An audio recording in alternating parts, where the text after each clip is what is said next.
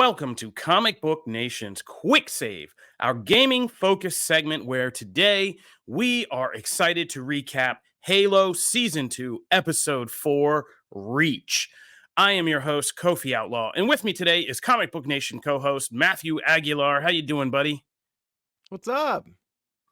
And we are excited, as I said, to be talking about Halo Season 2, Episode 4, Reach. And as the title already kind of tells you, this is one of the most pivotal battles in all of Halo's lore. The battle known as the Fall of Reach. It is the event that immediately precedes the beginning of the first Halo video game.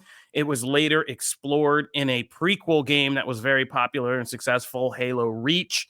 And now we get it in live action TV form.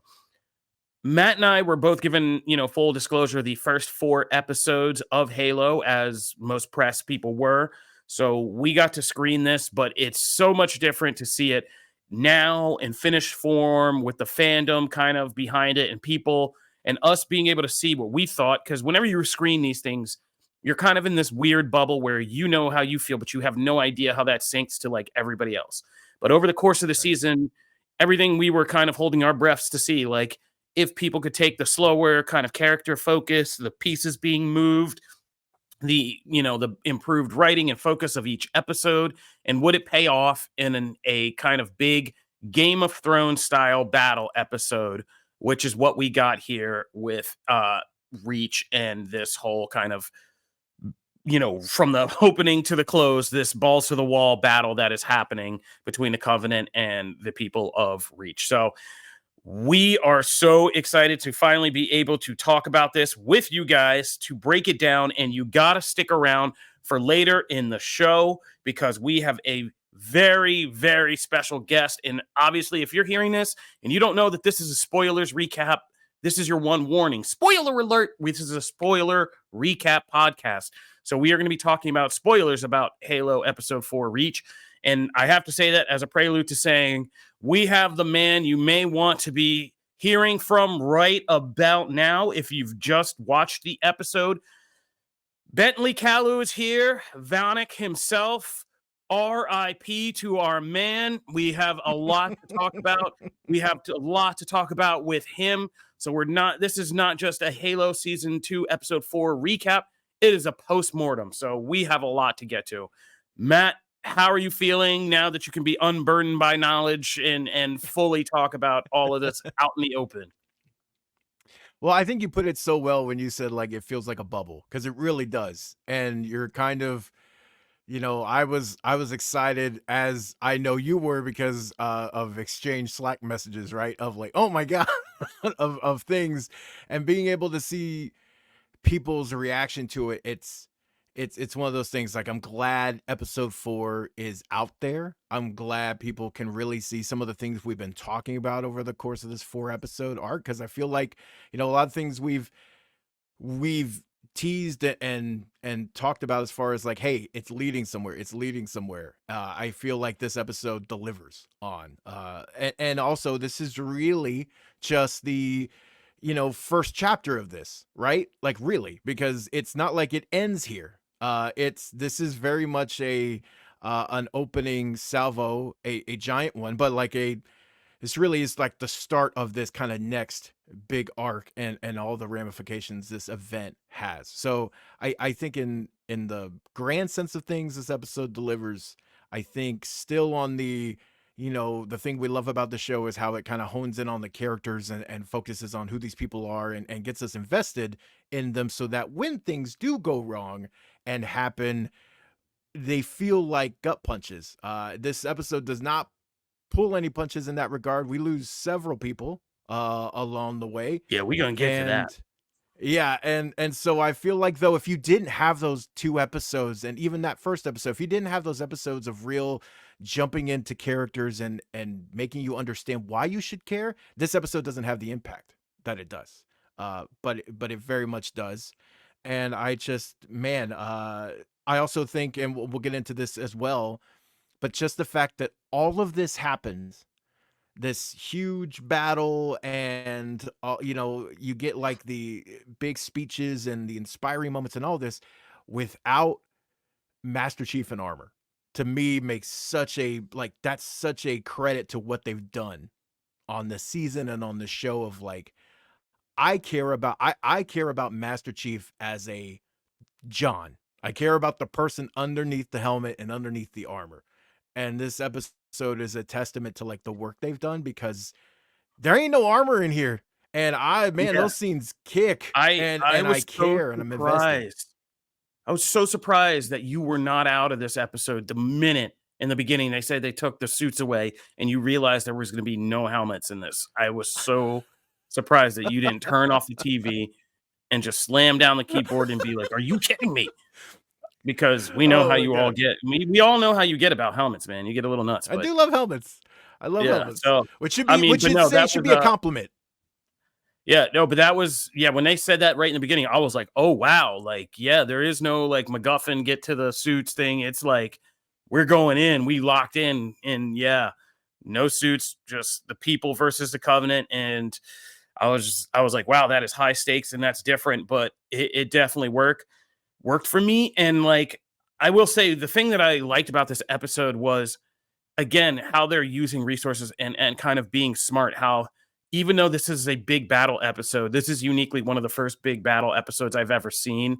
That first of all is so like I mean we jump scenes, there's cuts, it's not like a one take, but like how the sequences of the battle just kind of it's just like keep moving, keep moving, keep moving, you know, from one area to the next, and just like literally just through, and you get to see Reach. They're going through like shops and alleyways and stuff like that. And just the set piece itself is so kind of just fully built, and they're fighting Covenant in like, you know, the streets and knocking into shops and like all of that. You feel like what Reach is. It's like Andor, like it's a real place. Like the extras are running, like there's people in the background. It's not just a hollow soundstage like so much of the first season was. Like this place is now like realized. Director Craig Zisk, who's done so many like different TV shows, and some of them like, you know, some of the acclaimed ones, just besides this, just Interview with a Vampire, For All Mankind, one of my favorites, Wu-Tang and American Saga, New Amsterdam, Manifest. So like this guy's got a lot of experience. But what was so unique is it didn't break from the character story that we've been building all season. Each battle scene, it centers around a character or a couple characters, and you're like literally seeing things from their perspective. Like when Louis goes out, like, you know, it's Riz. You don't see him die. You see Riz watching him run up with the Yeah. thing, being like, you know, knowing she doesn't, that's her friend and she doesn't want that. But you know, he goes out like a G and takes out that tank, and you see the horror in her eyes after she's been like blown back, and just the camera shots and the way we get the perspective of the battle and the violence and the effect of the violence is really really powerful in this. Like when Louis' boyfriend and gets or husband gets killed, and Riz Oh sees man. that and sees him laying dead there, and then you just follow her running out of the building and grabbing Louis, and then he starts asking like, "Where's Daniel? And where's Daniel?" And you can see like, you know, on her face like what to say, and that's heartbreaking, right? Like when you know he's blind, he's just running, and it's better than just, you know, some big gory epic, you know, death scene for Daniel where everybody's screaming and he's dying in slow mo. Like that was just it's so fast paced, how fast people go, you know, how fast you get whittled down, how brutal the violence is.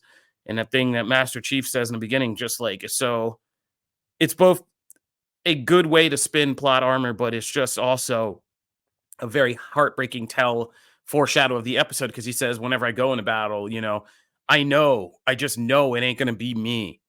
And Perez is like, that must be nice. And he's like, no, not really. And you just, Yeah. and this Exactly. episode then just concretely illustrates that to you, that like, no, it is not fun. You know, to be the one to survive when you watch all your friends and all these people around you getting wiped out. Like, yeah, it's pretty bad. You know, my one criticism here in Halo, though. I mean, Halo, come on. How y'all gonna take out every black character down to one? Like, what is this? We I literally was just went waiting. spent most of the episode whittling away my people. Like, what are we doing here? Like, we lost Major Keys. We lost Yeah. Louis. I mean, he might have been albino, but like he was still in the culture, you know. We lost him. Like we're down And to we what? lost Soren, Vannak. and we lost Vannak. We're down to Soren now. I see what you did here, Halo. I see, but it's okay. By the way, okay. So by the way, So I Keen gotta say, Woodbine is always a survivor. What's that? uh, I I gotta say, like, this is easily my favorite Soren episode to this point.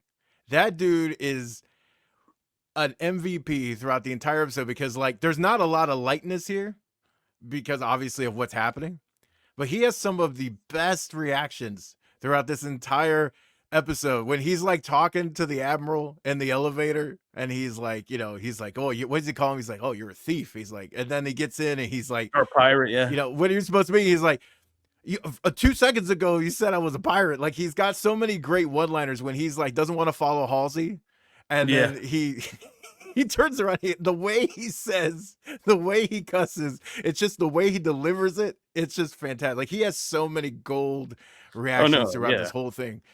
He's a Oh, King Woodbine. low key Just MVP, man.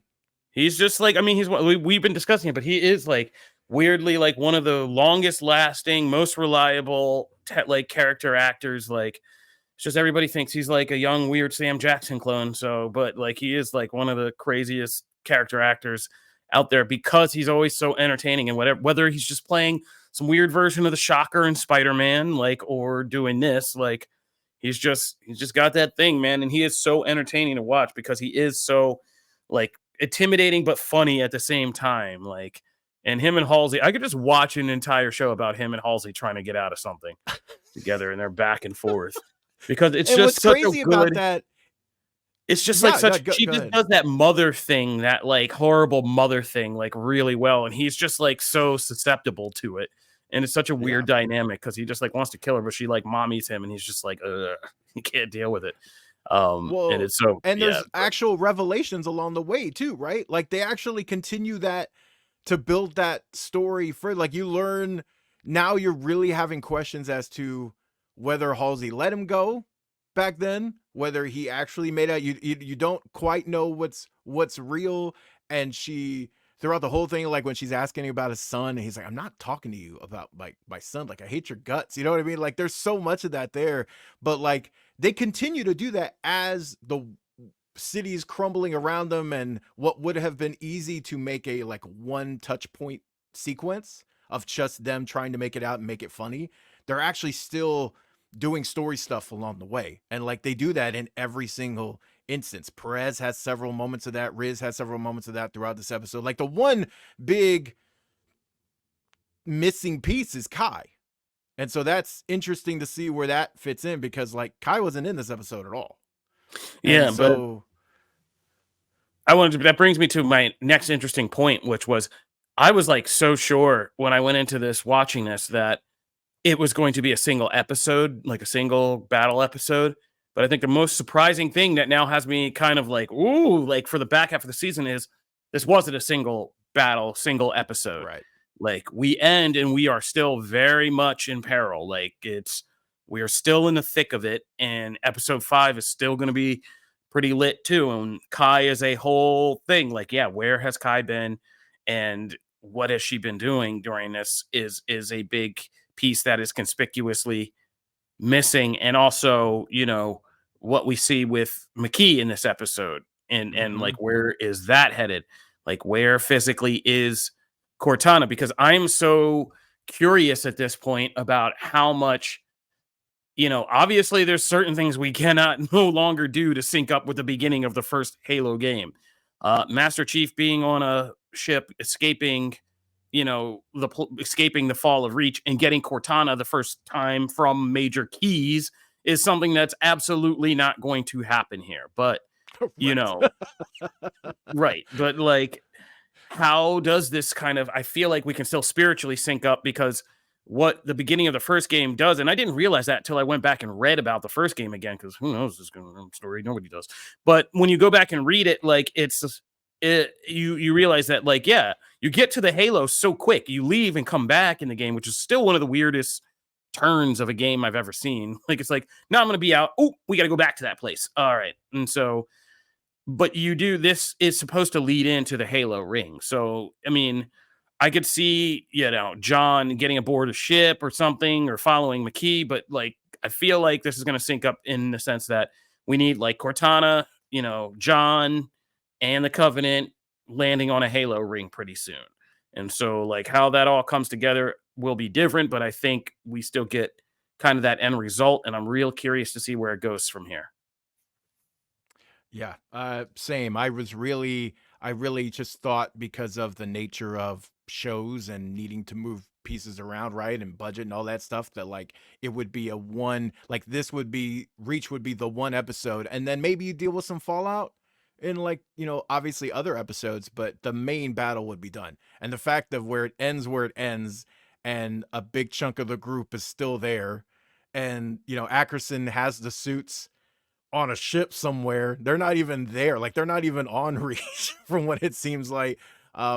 And Cortana's probably, somewhere on that thing. Like there's so many pieces still left to explore that I mean, I was already going to be excited for the back half of the season, but I just think people will be surprised that to like, no, this isn't done. We're going to continue to move forward. And if they can do what they did here, and I mean, look, we got to get to, before we get to the our wonderful interview, because I gotta say Bentley was a delight to talk to, even though we had to talk about the sad subject of the character's death in the show.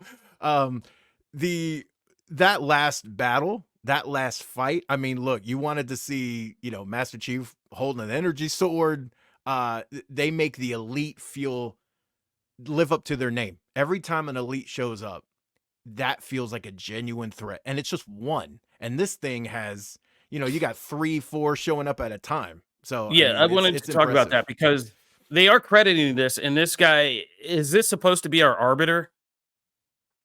So they haven't come out and said straight up like yes, but all intents and purposes, it does feel that way, because number one, they keep referring to him as, oh hey, it's your old friend. Like they keep, Vannak makes that off the cuff line, because they recognize that this is the same one that John has been encountering now time Yeah. and time again. So they haven't come out and said like, oh, it's the arbiter, but they essentially, yes, that Yeah, I one mean, he's feels always with like he's the one. McKee, like, and he's Yeah, just like, yeah, and they've kind of like established it, and they do credit him in the season 2 credits, which is so weird.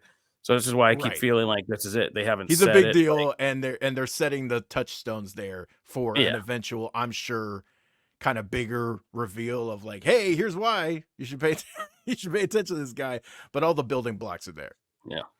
So yeah, no, that end fight, and yeah, like you said, it is the Covenant in this season feel like more than just NPCs. They're just like they feel like threats. Even the little Needler guys, when they were coming over with the shields in overwhelming numbers, you're like, oh crap, like that's not great.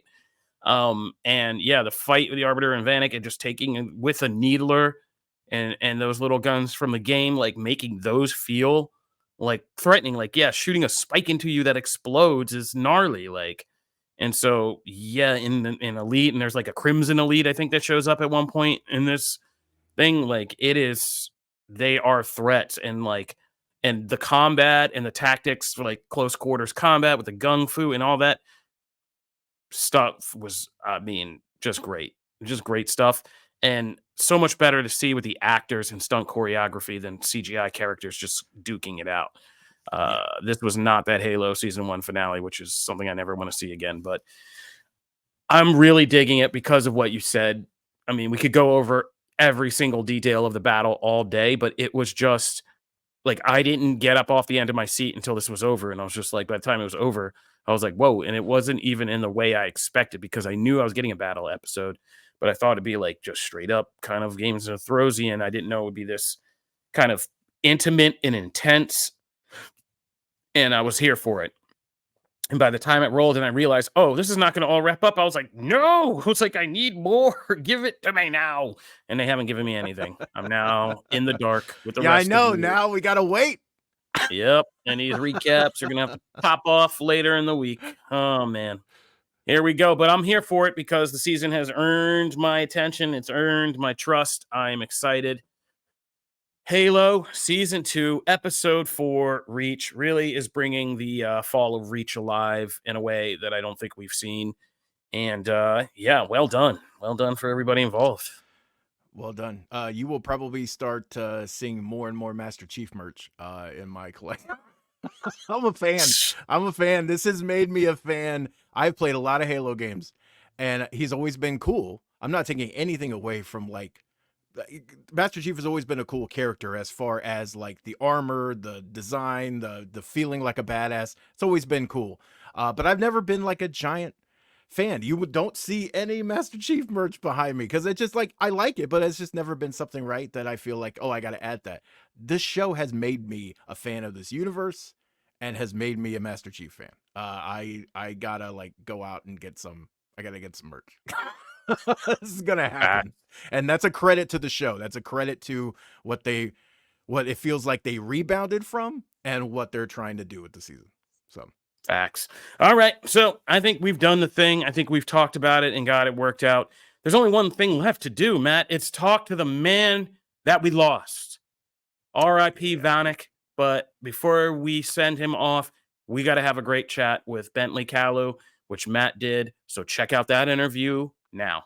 Matt Aguilar here from Comic Book Nation's very own gaming-centric channel, Quick Save. And today we are talking to one of my favorite stars of Halo Season 2, Bentley Kalu. How are you?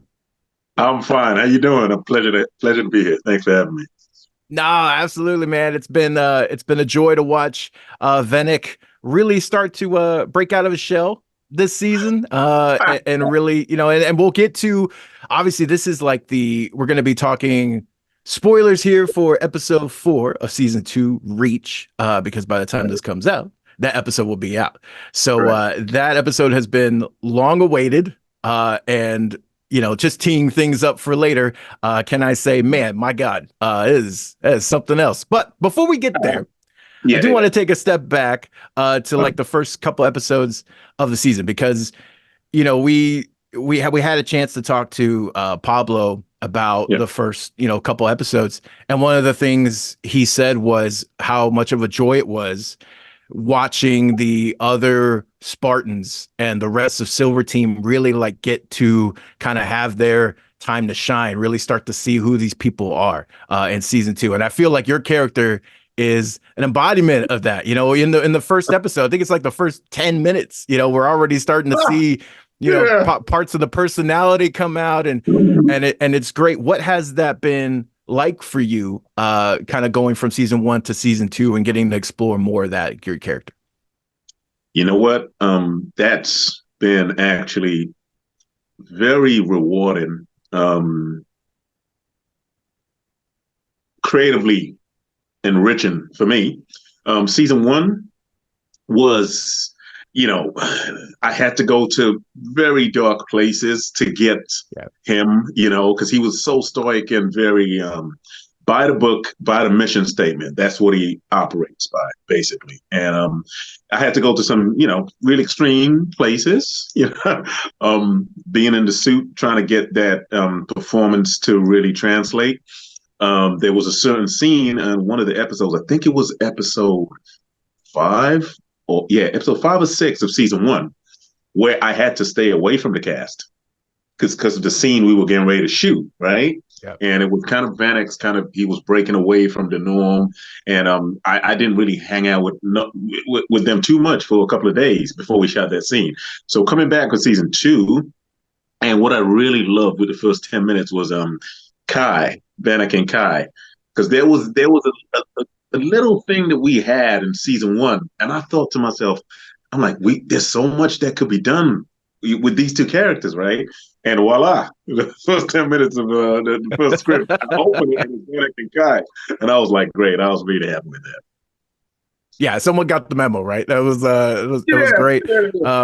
And that too, you bring up a really good point, because what I love about this series, and especially in season 2, is that we're really getting to know the people beneath the armor, right? And when we dive into episode 4 in a huge way, and just because when that's kind of taken off the board, like you have to have a character that you care about. And I think this season so far has done a really good job of investing you in these people as Yeah, people, yeah, even when the armor and the guns aren't, out and everything. Do you kind of feel the same way?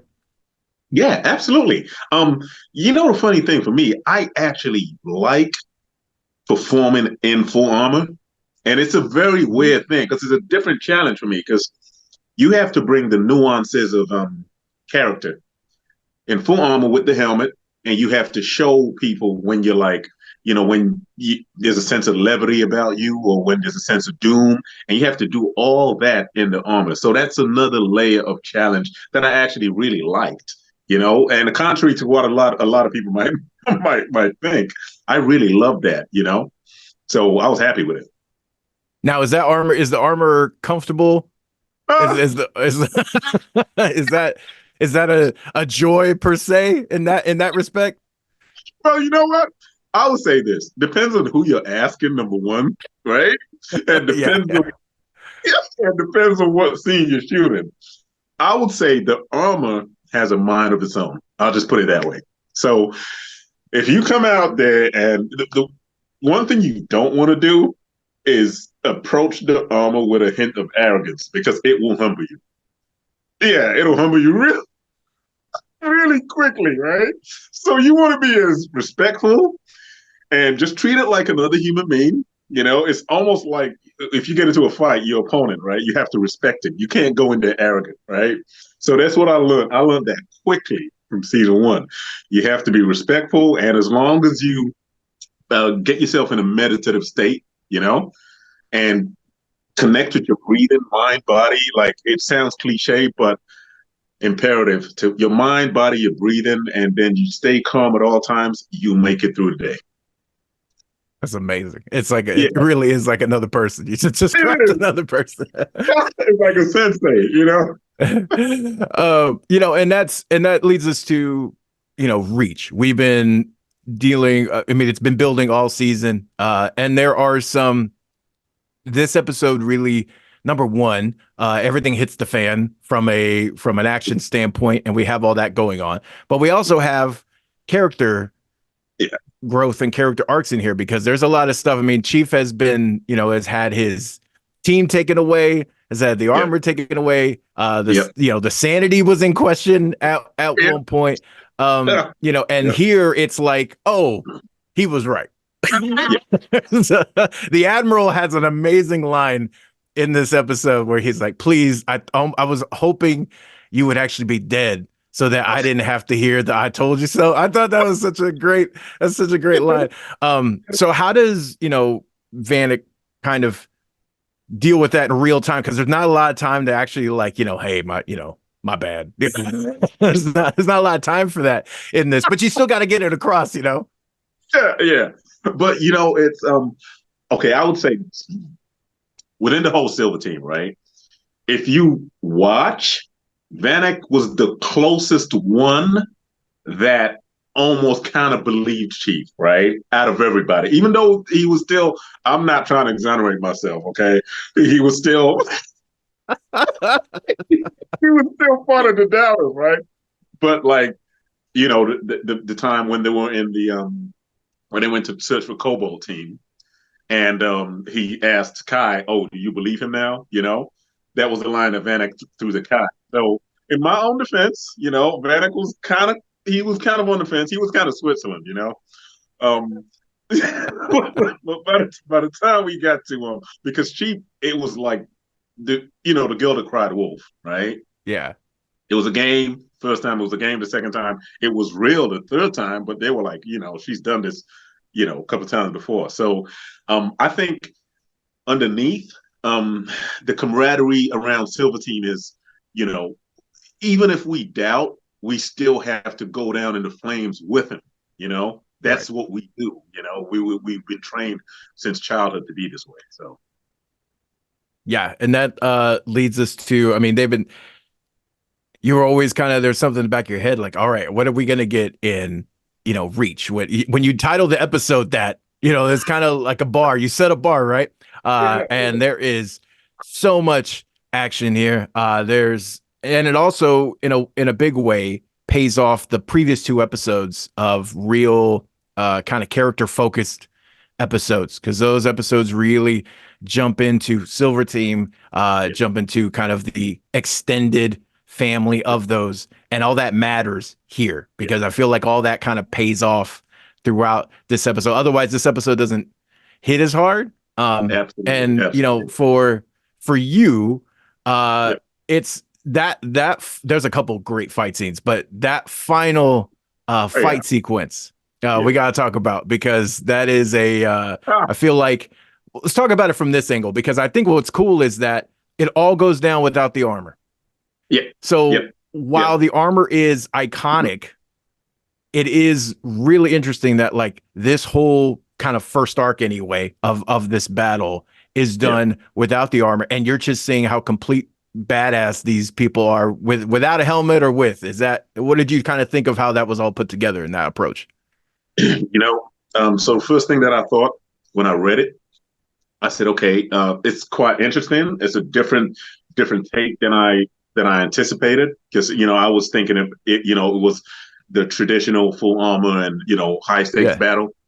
And we started, part of the things that we did when we had fight scenes in armor, right? We would go rehearse, and when we rehearsed, when it was time to shoot and we put the armor on, there were some moves that we couldn't really nail because of how cumbersome, the armor was. The funny thing was, without the armor, I was so nimble, and I had so much fun, going through those fight sequences, because I thought to myself, wow, I feel like I can fly. Right. I mean, that's an overstatement, but I was thinking like, wow, I can do this. Like, this is, you come out the armor, and everything you do outside the armor is child's play, as opposed to Right, when because you there's get back not in. resistance, right? Yeah. Yeah, yeah. When you're fighting in armor, it's like every punch you throw is like somebody's pulling your hand back as you're throwing a punch. That's how it feels. But yeah, the fight sequences were great, and we had some amazing. The stunt coordinator was fantastic, and just a decent human being knowing how to communicate. And we got to the point where I felt like it was telepathy. Like, he would just look at me and I would know exactly what he wanted. And if I did something that wasn't up to par and they said cut, I would look at him and we wouldn't even say nothing. I'd be like, I got it. Next take, I got to up my game. So it's an organized chaos that I really love. I'll put it that way. Nah, that's a perfect way to put that. And once we get to what I've also enjoyed about the season is that we've made the Covenant, the elites, everyone feels like a real threat when there's just one. You don't need, and in this episode, we don't even have that problem, right? There's like, 90 of these dudes. There's tons. But like, we don't, even when one shows up, there's a Yeah. great sequence where an elite shows up and it's like in front of Soren and Halsey, and it's just one coming out, and that feels like a genuine big deal. So when you get multiples coming out Yeah. in that final sequence, I feel Yeah. like it's just, I don't know, the stakes Absolutely. are suitably high. Absolutely, and deservedly so, because I mean, the Covenant, they're iconic. They're this iconic antagonist. And I just feel this did real justice to the aura that surrounds that whole planet and that whole fleet of treacherous antagonists. And that's what they deserve. They deserved it, and they got it. I feel like the job was fantastically, creatively put in place throughout that episode, especially Reach.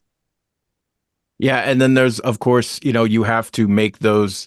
Another way to make those stakes high is obviously that not everyone's going to make it, Yeah, and we lose a lot of people along the way to this thing, and again, it makes it feel like you really start to like question. You came in with a thought of like, okay, like I maybe like we'll lose like one person.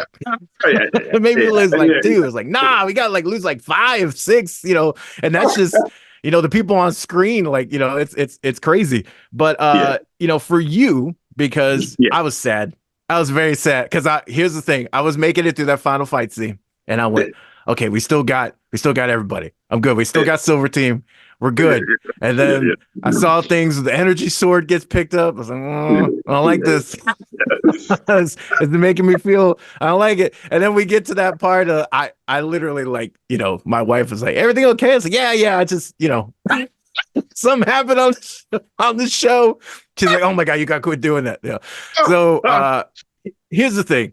Did you when you saw that this was how that battle ended and this is how, Vannack's death happened, what were your first thoughts? Because it does involve like an iconic weapon. It involves like you die in a completely like heroic kind of badass way. You're taking on an elite. Like I mean, if you're gonna die, I feel like that's the best way to script that thing. I don't know. How do you feel about it? I felt the same way.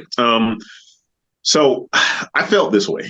If that was gonna happen, there was no better time, no better place, and no better sequence of events, excuse me, that led up to that, to that moment to happen that way. If he is who he is, and he is pretty much one of the most traditional of the whole group, right?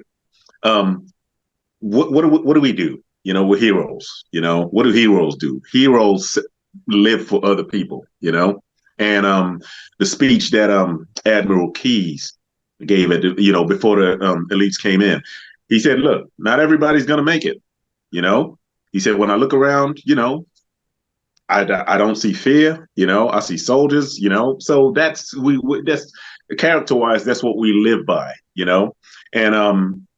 and I mean, of course, it was a little bit, heartfelt that, but if it's going to happen, I think it was structured in such a way that he was giving his just due, put it that way. I know the fans are gonna. I know the fans. I got a lot of fans, and I know my messages are gonna, blow up and all that. But hey, yeah. I look because I feel the same way. I'm kind of heartbroken about it. It isn't if it's gonna happen. I agree with you. I think it's like, what better send off can you ask for the character wise as far as that goes? It wasn't something like, oh, he died off screen or like, oh, you didn't see it over here. Like, that's stupid. Like that sucks. Like, if it's gonna happen. But at the same time, I just, there's a part of me that like, oh man, I would have loved to see more of Vannak and Kai. I would have liked to, because like, we don't see Kai like at all in this. So like there's stuff there, and that's also stuff that I obviously we'll probably see in future episodes, right? Because Kai's gonna learn that at some point about what happened, right? So just keep watching. What can you tease about how the rest of this season plays out? And also just like what's your favorite experience from the whole thing to this point? Okay. First of all, how does the rest of the season play out? I would say this, not to give too much away. I could use certain keywords. I would say betrayal. There's an alliance a weird alliance that you wouldn't expect that you probably would see in the later episodes, right? And you would have also a bit of a confrontation, a relationship that, gets a bit testy, and again, you wouldn't expect to see that. So those are two things that I could say, right? And the third thing I would say is just keep watching. And as far as how it played out, sorry, could you say a second question again? I missed that. Oh yeah, what's your favorite experience, memory from the whole thing up to this point? Memory. Well, the hardest thing was training. The suit was it's kind of like an alien body. You get into it, but the most rewarding thing was when my body started operating as a unit, when I got my conditioning my mobility, and I got my strength, my core training, get everything, and then everything starts working together. And then that's it. It's pretty much bliss. Some of my fondest memories is one of them. We were shooting in Iceland, and we went out the scene where in I think episode 3 where Riz was training, and and we were in the waterfall, and that was pretty it was stressful but blissful at the same time. It's kind of like adrenaline takes over. And I remember one time I fell in the water with the whole armor, helmet, and everything. I fell inside the water, right? And the waterfall's coming from the top, and I'm inside the water, Yeah. And I thought that was bad. And then I got out, and I looked across, and I see the stunt guys playing in the water. But they had full armor on, and I'm like, wait a minute, I just fell in. But they're deliberately going in. So, oh my God. And you're sitting here panicking like, oh my God, I gotta But overall, amazing. I had a blast. I absolutely had a blast. I've taken a lot of things from that experience. Funny enough that I apply to my personal life now, that has been pretty awesome. It thickens your skin so much, that you look and you think you don't believe that there's anything you can't do, I don't think there's anything on any set that would give me any sort of anxiety or doubt. After coming off that. So overall, I'm honored. It's been a pleasure. I really love the experience, and I'm really grateful that I did that. It was a memorable page in my career. Well, thank you so much for taking the time to talk about this. I've immensely enjoyed the series.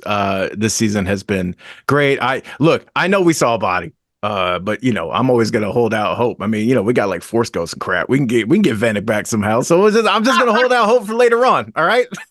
I like you, man.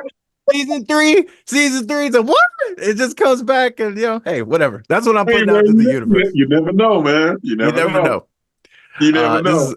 We want to thank Bentley Kalu for coming on Comic Book Nation's Quick Save to talk about his epic final episode of Halo. R.I.P. Vannak. We will miss you. The Spartan team will never be the same. We are Comic Book Nation, and if you are just jumping into this for our Halo recap, we have a whole nation of shows you can check out. Be sure to check out Quick Save also every Thursday, where we talk about the gaming industry and break down what's going on. We've just launched Anime Initiative, our anime-focused show, which did a great episode breaking down the anime you should be watching on Netflix before and after The Last Airbender comes out. Every Friday, me and Matt form like Voltron with our regular Comic Book Nation host for the live show that does it all for geek culture, so be sure to check that out as well. And every Wednesday, Matt takes over the comic industry with the pull list, where he tells you guys what the hottest comics are to be reading. We also have, for all you Marvel heads, over on the other feed, Phase Zero, for all the Marvel-focused stuff. If you're a Pokemon head, there's a feed for you with A Wild Pokemon Has Appeared, our Pokemon-featured podcast, where you can take that obsession and, share it with a bunch of other people. And I think I've covered everything the company needs me to cover. I don't think I left anything out. So that's everything on Comic Book Nation feeds. I am Kofi Outlaw. This is Matthew Aguilar, and we will be here doing Halo recaps on Quick Save for the back half of this awesome Season 2. Hope to see you guys back here, and stand strong. The reach will not fall.